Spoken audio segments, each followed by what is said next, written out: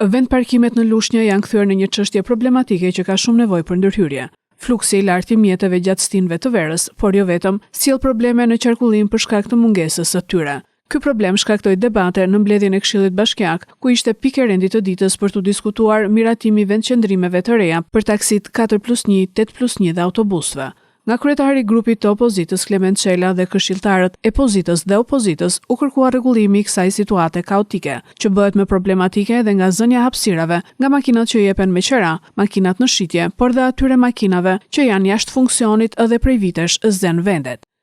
E kemi ngrit disa herë të punën e parkimit.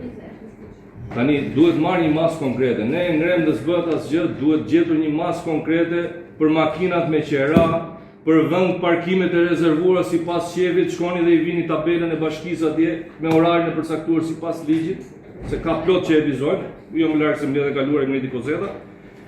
Por ama realisht e ka thënë dhe Pirro një herë tjetër, realisht po ka konflikte për parkimet. Për shembull përballë hipermarketit atje, kjo është një administratës tuaj, nuk e di kë ka njësi në rajon.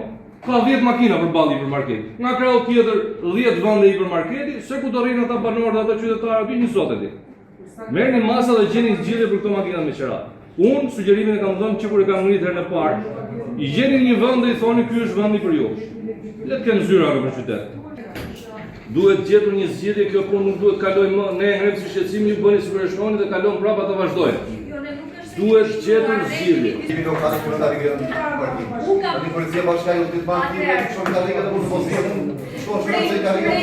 Kërkesës së përsëritur nga opozita për një parkim nëntoksor në sheshin qendror, si e vetmja zgjidhje për qendrën e qytetit, kryetaria Eriselda Sefa ju përgjigj se për momentin nuk ka një sipërfaqe toke shtetërore që ta kthejë në parkim.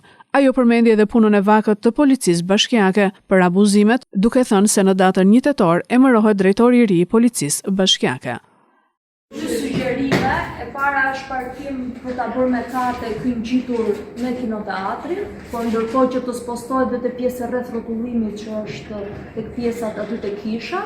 Dhe një propozim tjetër ka qenë, por që i bie që ne duhet prishim edhe një herë terrenet sportive, sepse ajo ka një sipërfaqe shumë të madhe, dhe të rindërtojmë sipër përsëri terrenet sportive dhe bie me një kosto më të lirë se sa të bësh tek pjesa e kinoteatrit. Ne një muaj e gjys kemi pas problemin për drejtorin dhe inspektorin e policisë bashkiake, të cilat kanë qenë në vakante, pasi njëri u largua në Itali dhe njëri u largua nga Beogradi.